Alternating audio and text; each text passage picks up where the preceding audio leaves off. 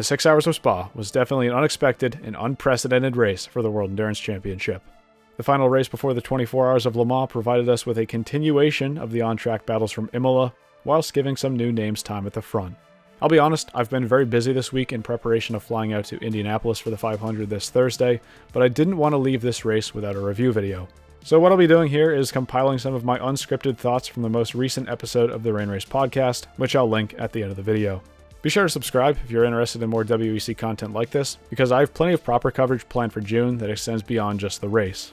That's all I've got for now. Hope you enjoy. I want to start things off here talking about the 6 hours of Spa. 6 hours, 7 hours, 45 minutes, whatever you want to call it. The WEC race at Spa this past weekend. A lot of takeaways from that race, both on track and off track. I'd say the first big thing to take away is that it was a record attendance for the World Endurance Championship outside of the 24 Hours of Le Mans. 3-day attendance of 88,180 people, which I heard, but I guess haven't officially confirmed, was the largest attendance outside of Le Mans. Massive crowd there. Massive crowd also even on Friday for the qualifying session, Free Practice 3 as well.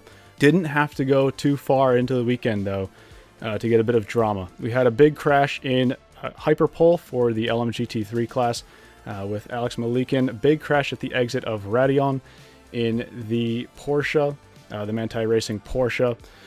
He was actually still able to start in 8th place, though. You want to talk about the advantages of a GT3 category. I'll tell you one of them right now. There are a lot more GT3 cars out in the wild than there are GTE chassis.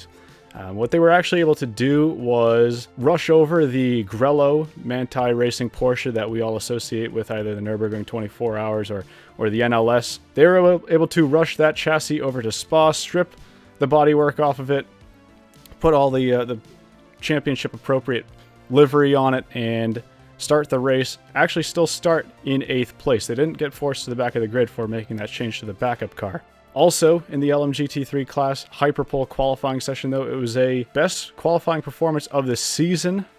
That wasn't really to be for the number 95 United Autosports McLaren, which initially qualified on the front row, P2, but they were disqualified after failing to meet the minimum weight requirement set for that car. Not the only time we're going to be talking about that here. It was another pole position, first one on the season, though, for the Iron Dames number 83 Lamborghini. A fantastic qualifying effort from Sarabovi in that car. Also a fantastic first stint in that car as well. And then in second place, it was the number 46 Team WRT BMW. And then I guess one of the stories from the weekend, one of the main stories that kicked off what we were talking about at Spa, was the pole time in the hypercar category. It's another pole position for Antonio Fuoco and the number 50 AF Corsa Ferrari 499P. So we thought, at least, because that time as well was also disallowed due to the exact same reason as the number 95 McLaren for being under the weight specification by 1 kilogram.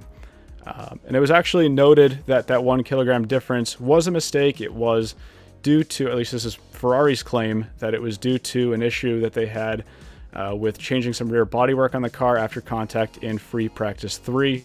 Whatever new rear bodywork they put on the car was not to the exact same specification as what they were previously running. Also want to talk about Cadillac in the first hour of the race. We're talking about how strong they were in qualifying. First hour of the race, they were starting on that qualifying tire set from the Hyperpole session, and it didn't really seem to favor them. They dropped from second place all the way back to 8th. Didn't seem to have the pace to battle that number 5 Porsche in the first stint of the race. They ended up getting passed by the 99 Proton competition Porsche after a few laps, and then just continued falling down the order until they were able to make that first pit stop. But the race did seem to come back to them for quite a while until it didn't, and we'll get back to that in a little bit later on. Toyota and Cadillac, though, they were not the only two hypercar manufacturers to have issues in the race. Actually, before the race even started in the Hyperpole session, the number 35 Alpine needed an engine replacement after they had an engine failure in that Hyperpole session. The number 50 Ferrari also reported some floor damage earlier on in the race. I can't imagine it was anything too significant because they seemed like they still had a good amount of pace, but maybe it was hindering them a little bit. One of the notables for me was the first reliability issue for Lamborghini with their new SC63 LMDH car.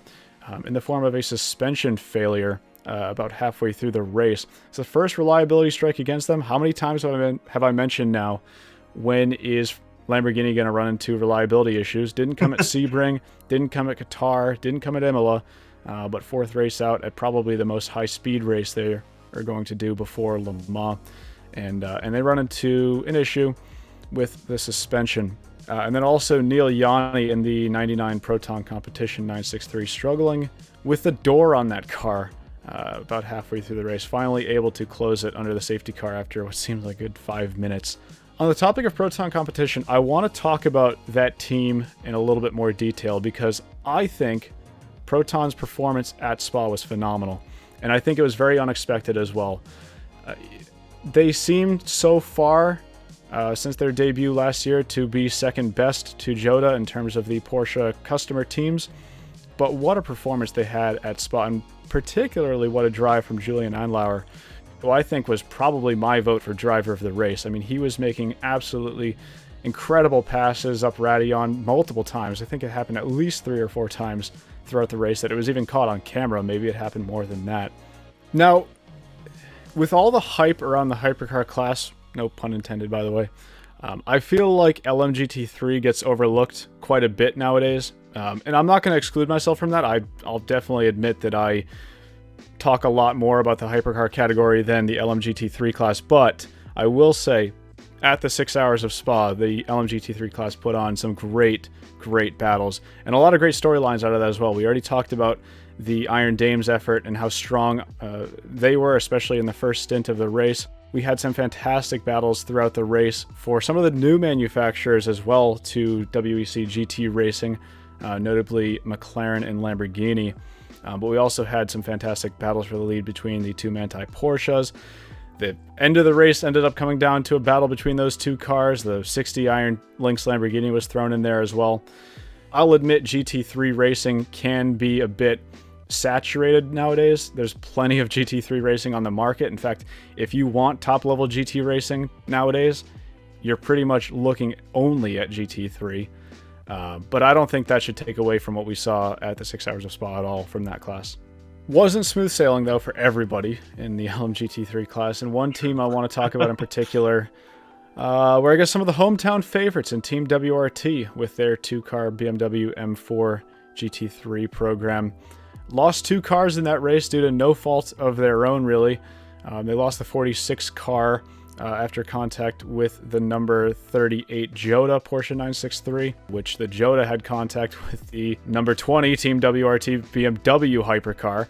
So I guess it's WRT hurting Jota, that then in turn hurts WRT GT3 car. But overall, took them out of the race. I think that they were a really early favorite for that race until unfortunately they were taken out. And a big fan favorite with that car as well, being the car that Valentino Rossi is driving in. And then, of course, we're going to talk about the number one thing, I think the biggest story to come out of this race is the contact that we had, the massive accident that we had between the number 31 WRT BMW and the number 2 Cadillac hypercar, whilst the Cadillac was battling the Proton Competition 963 for 3rd place. And I think Earl Bamber just got a little bit overconfident. I think that's what we'll chalk it up to. It's just a sheer case of overconfidence. Thought he was going to get away with trying to go past the 99 car when the door wasn't really there. What was there was the 31 WRT BMW, and the two of them came together at very high speed. And I think this is where the race really took a turn. A lot of people were wondering if that would spell the end of the race, myself included. We didn't know how long the barrier repairs were going to take, but then the WEC pulled a complete rule flip on us. So looking at the WEC rulebook for the decision there, this is Article 14.3.1, suspension of a race under red flag procedure, which specifies that while the race is suspended, if the circumstances so require, the stewards may take the decision to stop and or modify the race time set. This may not exceed the time of the competition provided for in Appendix 1 of the competition, which to my knowledge, that time specified was just basically the weekend. It couldn't go beyond Saturday, so as long as they finished it within that day, it was fine. So first things first, I want to talk about the legality of that move. We actually saw a protest from Ferrari after the race that was really tossed out very quickly. Plain and simply because no rules were really broken here. Let's just say it as it is. This was a very controversial decision. You talk about how much of a right decision it was for them to make, and I'll agree with you on that. I think from a fan perspective, this was absolutely the best decision they could have made, especially for the fans who stuck around to the track and were patient while they had that almost 2-hour red flag period. I think the real controversy does not lie with that, though. I think the controversy lies with the fact that under the red flag condition, and then also after the subsequent safety car period before they went back green, the cars that had not pit before the red flag were not able to take on additional fuel, except for an emergency fuel stop, which really only gave them a couple laps worth of fuel. So breaking that down, if we go back a little bit further, right before that incident between the Cadillac and the BMW, the number 12 Jota, number 6 Penske Porsche, and number 36 Alpine all pit for a scheduled pit stop. They all filled up to max fuel and max energy. I like the idea that they are able to extend the race more than the advertised distance, but I do think there should be some modification on whether cars are actually allowed to add fuel. My question is, why are they not allowed to do that after a red flag? I think that really sets aside, that tossed aside all of these other teams that would have had a chance at the race win from being in contention to do that. It tossed away any chance that Ferrari had. It tossed away any chance that Toyota had. And that's just the hypercar category. We're not even talking about LMGT3. There's no real harm in doing that to me, because I think you're still going to have the cars that pit before the red flag came out. They're still going to have an advantage because they're still going to cycle to the lead when everybody else pits for fuel. After the restart, with an hour and 45-ish minutes to go, the hypercar class still had some great battles on the restart, but I will say it felt like the race for the win was reduced, really. So the number 12 Jota Porsche and the number 6 Porsche, Penske Porsche, the factory car. And in the LMGT3 class, we touched on this a little bit earlier, but it really turned into an energy conservation race in the final stint. The Iron Lynx, number 60, the LMGT3 leader, they had to pit with 1 to go due to not having enough energy to finish the race. And I guess the question from a lot of people is, how did they not have enough time to save that 1 lap of energy? I mean, they had an entire stint at the end of the race. I'd say it's a miscalculation from them. I think they had the pace to win. I think they had the right strategy to win, but they just needed to save a little bit of energy or a little bit of fuel in that final stint. What it came down to, though, after they had to pit, was a last lap battle for the LMGT3 class win between the two Manthey Racing Porsches. And actually, on the final lap, it was the number 92 car, the one that crashed in the Hyperpole qualifying session, that had to, I guess, sort of say, give up the win to the number 91 car. They really didn't put on a tough fight. They were saving a lot more energy on that final lap than the 91 and didn't really put up much of a fight at all at the end of the Kemmel Straight. Tough to see it all come down to a fuel conservation race or an energy conservation race like that, but overall, I think the LMGT3 class, as I said earlier, still provided a fantastic amount of action from that race. And going into Le Mans, we're going to have an increase of entries for that race. I'm only expecting even more there.